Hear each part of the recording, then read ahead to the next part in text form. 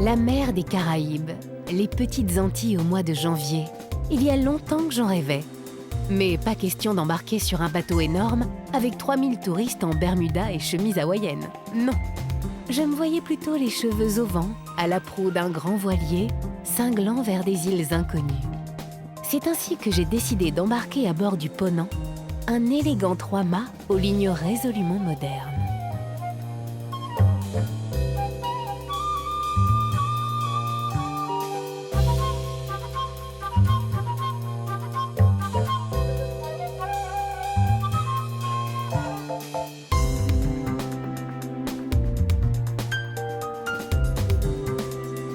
On n'est pas sur les gros navires de 3000 ou 4000 passagers, vous n'êtes pas un numéro, vous êtes vraiment quelqu'un et c'est ça qui fait la différence pour moi, pour ce voilier. Les passagers se sentent vraiment des passagers sur leur navire plutôt qu'en croisière sur un bateau.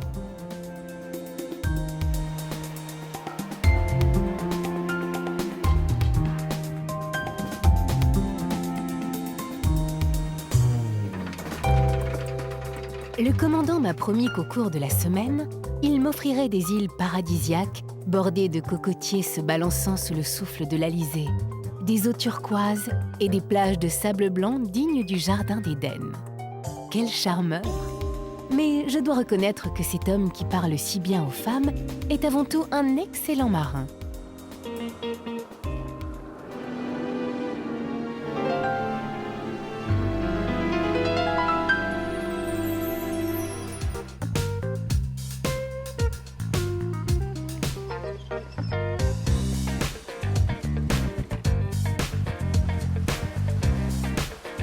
Le Ponant est un vrai voilier, dans le sens où nous pouvons aller beaucoup plus vite à la voile qu'au moteur, mon record personnel étant à 16,5 nœuds à la voile.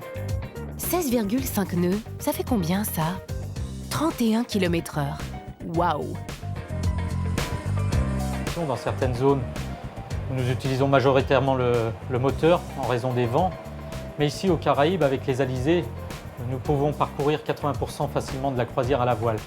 C'est donc un vrai voilier.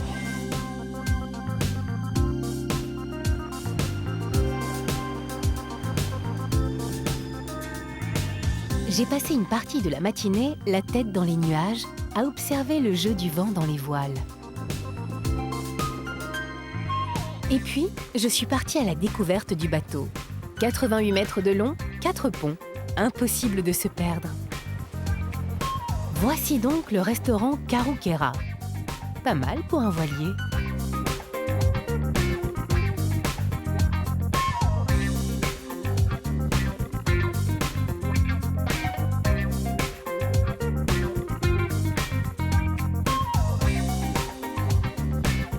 Petite table pour dîner entre amis, confortable fauteuil en cuir, menu gastronomique. Je sens que je vais adorer les dîners aux chandelles, les soirées élégantes. Et dire que j'ai failli partir pour cette aventure aux Caraïbes avec quelques pantalons corsaires et des chemises à nouer sur le ventre. Heureusement qu'au dernier moment, j'ai glissé dans ma valise quelques robes qui vont faire leur petit effet.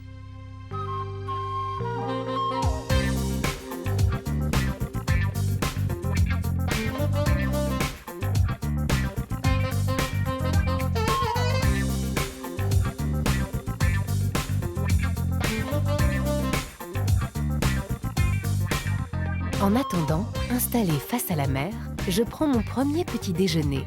Instant délicieux.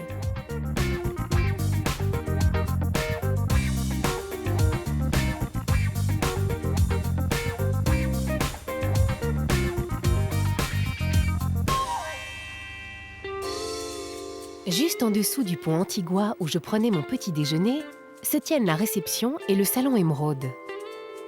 En harmonie avec l'atmosphère du restaurant, le salon marie les chaleureuses tonalités du bois exotique aux couleurs lumineuses des fauteuils en cuir. Délicat mélange de tradition et de modernité.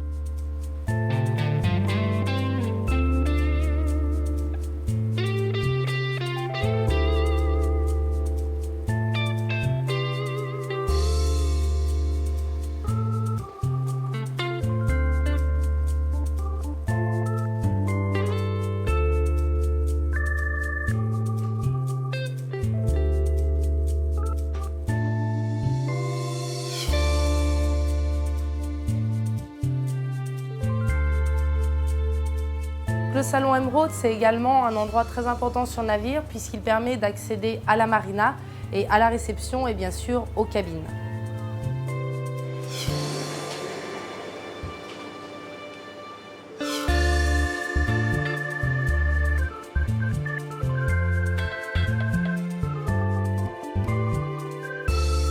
On peut accueillir jusqu'à 64 passagers à bord. Nous avons donc 3 cabinières et une gouvernante qui s'occupe des cabines et du linge à bord.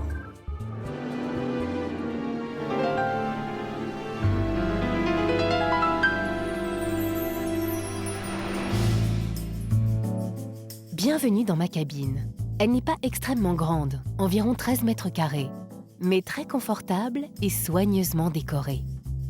À quelques petits détails près, les 32 cabines du Ponant sont toutes identiques. Pas de jaloux.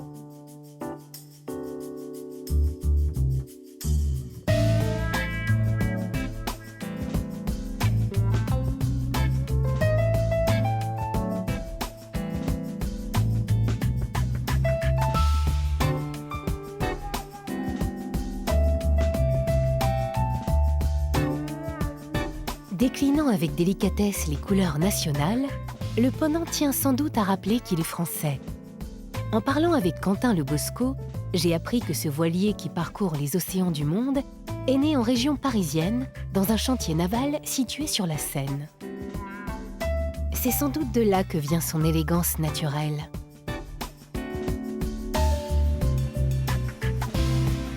Je passe le reste de la journée sur le pont supérieur, allongé sur un transat, bercé par le doux balancement des vagues.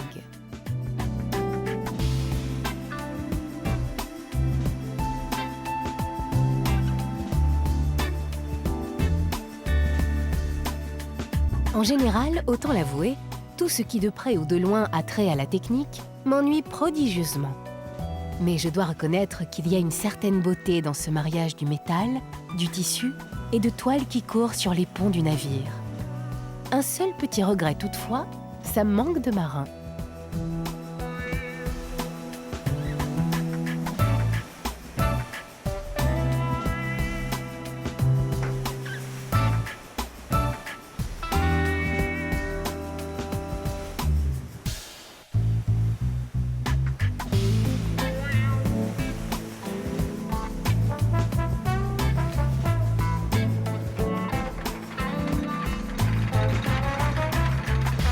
Le commandant a jeté l'ancre dans la célèbre baie des Saintes. L'occasion de découvrir ce petit bout de France perdu sous les tropiques.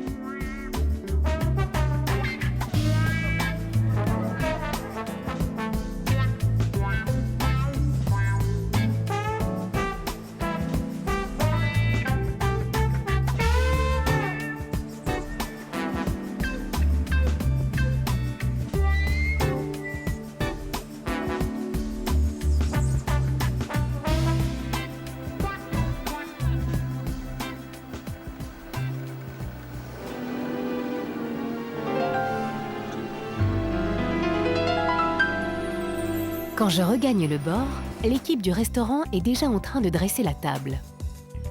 Aujourd'hui aux Saintes, demain à Antigua ou à Saint-Barth, ce restaurant panoramique change de décor chaque jour.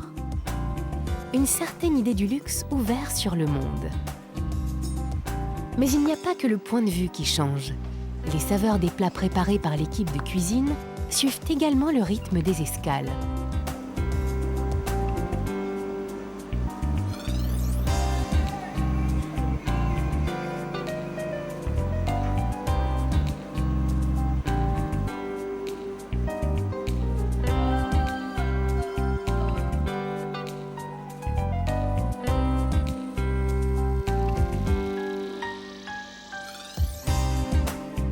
On essaie de se fournir en produits frais à peu près dans tous les petits ports où on va. On connaît toujours les marchands. On essaie de se faire livrer en mangue, en papaye, en fruits de la passion assez régulièrement.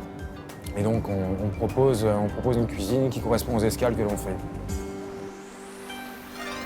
Personne ne peut résister aux saveurs des Antilles. Colombo de poulet ou de cabri, boudin créole, accra de morue, crabe farci, blaf de poisson, le tout arrosé de rhum arrangé. Je suis certain que le chef du Ponant meurt d'envie de cuisiner tous ses plats créoles très épicés. Mais il doit adapter les recettes afin de satisfaire au goût du plus grand nombre. Et je dois dire que le résultat est très réussi. Et c'est une gourmande qui vous le dit.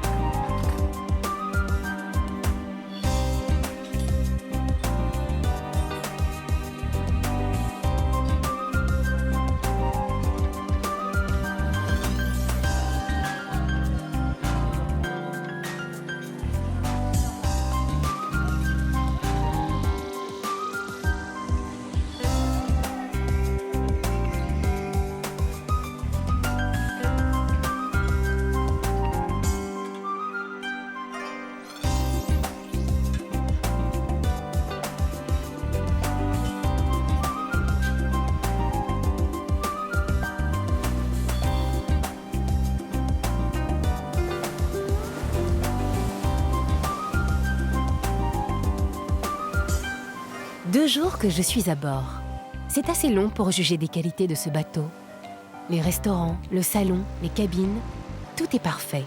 Et de mon point de vue, digne de classer ce voilier dans la catégorie luxe. Et pourtant, d'après le commandant, c'est autre chose qui attire les habitués à bord. Vous êtes sur un voilier de luxe, mais vous êtes dépendant des conditions météo, énormément, beaucoup plus que sur un gros paquebot. Dans le sens où, voilà, s'il y a un petit peu de houle, vous êtes à la voile et le bateau il va tanguer, il va rouler un petit peu. Ça participe à la vie du navire et à son luxe, oui, notamment. Les passagers, nos habitués, recherchent ce contact avec la mer. Le commandant a levé l'ancre. Il conduit le Ponant vers sa prochaine escale.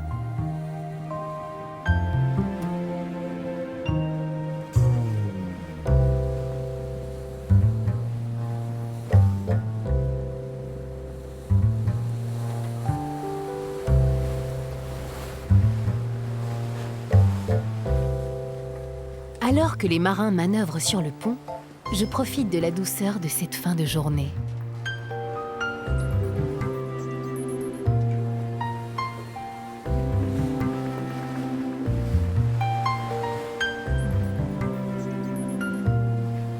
C'est mon premier voyage à bord de ce bateau, mais je commence à comprendre ce qui conduit certains passagers fortunés à y revenir très souvent. Je n'avais jusqu'alors qu'un seul regret, l'ambiance que je trouvais un peu trop calme à mon goût.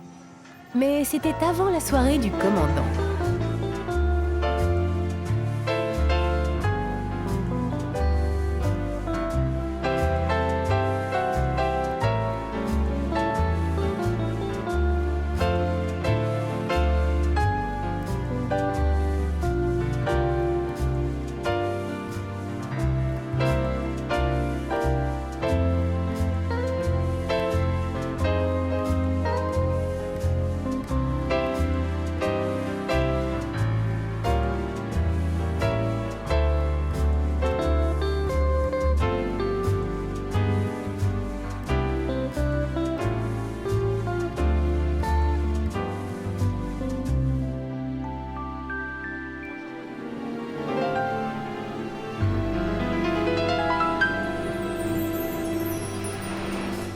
La fête s'est prolongée assez tard dans la nuit. Une magnifique soirée. Cette fois, je suis conquise. Mais j'ai un peu mal à la tête. Au matin, je pensais trouver le commandant à la passerelle. Et je tombe nez à nez avec une femme. Le champagne? Le rhum? Le mélange des deux, peut-être? Je mène mon enquête et j'apprends en fait que Charlène est second capitaine. Une femme capitaine, super, non?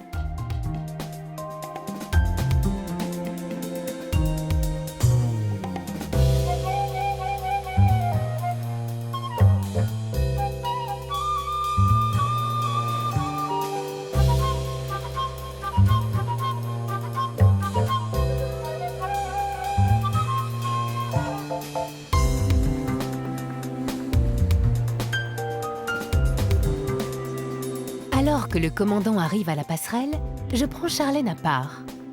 Vous vous sentez comment quand vous commandez un grand voilier comme ça? Comme un poisson dans l'eau. Ça fait 3 semaines que je suis là et j'ai vraiment l'impression d'être complètement dans mon élément. C'est le genre de navire où je suis à mon aise. L'échelle humaine me convient parfaitement. J'aime pas les gros bateaux avec des trop gros effectifs, trop de passagers. C'est très humain et en plus j'ai été très agréablement surprise par les capacités nautiques du navire en tant que voilier, ce que j'avais pas complètement bien estimé avant d'arriver. Et c'est vraiment un voilier qui marche vraiment à la voile.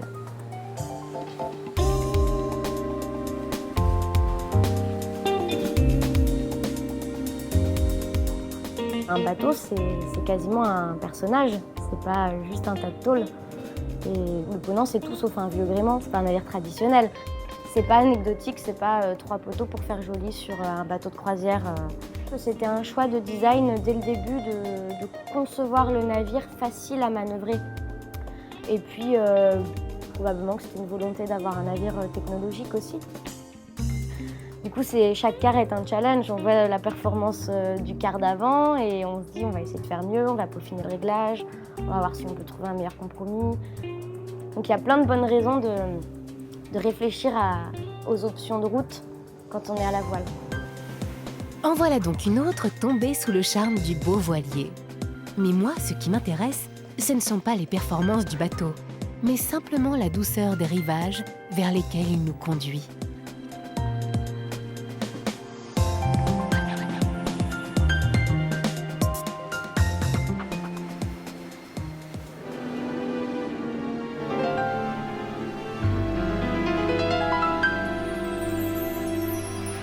Si j'ai choisi de venir aux Antilles au milieu de l'hiver, c'est avant tout pour profiter de la mer. Une nouvelle plage chaque jour. Qui dit mieux? Ça aussi, c'est le grand luxe.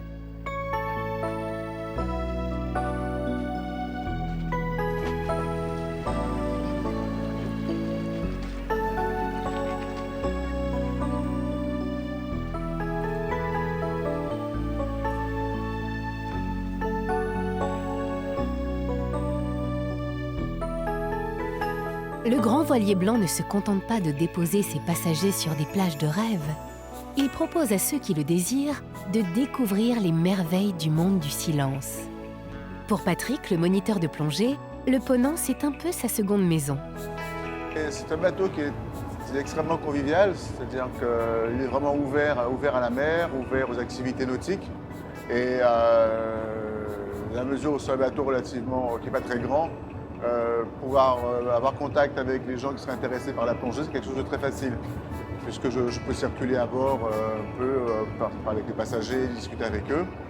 Je suis ouvert à toute question et ça crée un lien qui, quelquefois, leur donne envie d'essayer au moins une fois la plongée. Donc je fais beaucoup de baptêmes et beaucoup de plongeurs confirmés. En me montrant ces images, Patrick était certain de me convaincre. Magnifique. Mais j'aurais trop peur de tomber nez à nez avec un requin. Mon baptême de plongée, ce sera pour une autre fois. Peut-être.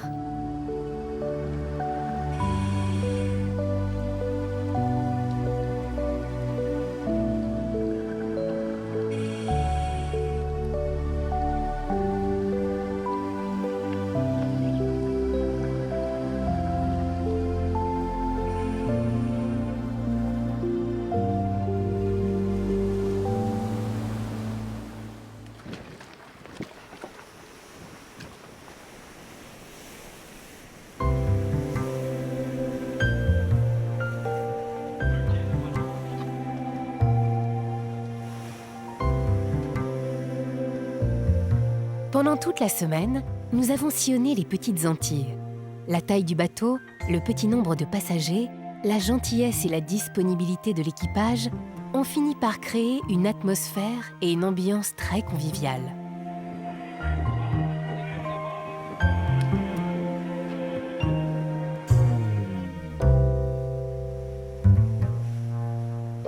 En arrivant à bord le premier jour, Sarah, la directrice de croisière, parlait d'esprit de famille. Je comprends maintenant un peu mieux ce qu'elle voulait dire. À l'approche de la Guadeloupe, tout le monde est sur le pont. Passagers, marins, cabinières. Les uns iront à la plage, les autres faire du shopping. Quant à moi, dérogeant à la règle que je m'étais fixée, j'ai troqué mon bikini contre une paire de chaussures de marche. La Guadeloupe mérite bien un petit sacrifice.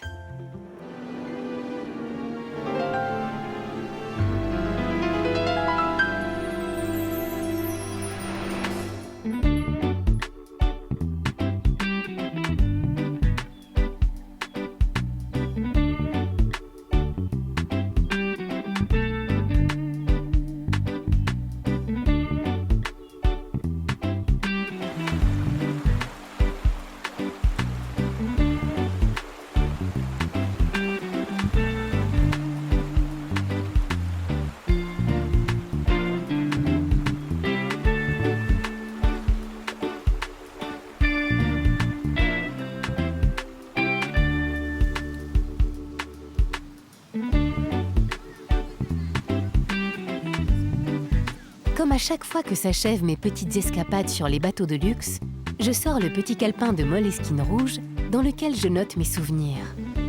Ce voyage à bord du Ponant a quelque chose d'unique. Comment parler d'une croisière à la voile qui offre le confort d'un paquebot de luxe? C'est peut-être ce que Sarah appelle le yachting. Le yachting, moi j'associe le mot privé, luxe, pas accessible à tout le monde non plus. Le fait de surprendre des passagers, d'aller au-delà de ses attentes, je pense que c'est ce que le Ponant aussi est capable de faire aujourd'hui. On a eu un passager il y a un mois, son rêve c'était de nager avec les dauphins. Donc avec sa femme, on a organisé une surprise. Donc, il pensait qu'il partait en excursion avec tout le monde. Et en fait, il avait une voiture privée qui l'attendait. Il a nagé avec les dauphins pour la première fois de sa vie. Et voilà, c'est des choses comme ça aussi qui sont, quand c'est réalisable, bien sûr, on le fait avec plaisir.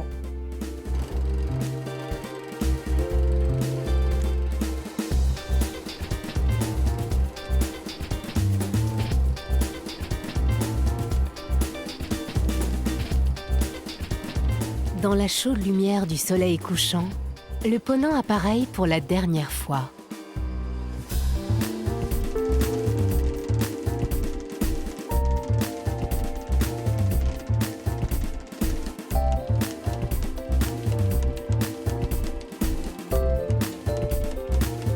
Bercé par le doux balancement du bateau, je ferme les yeux et je rêve que des centaines de dauphins accompagnent la course du Ponant vers de nouveaux horizons.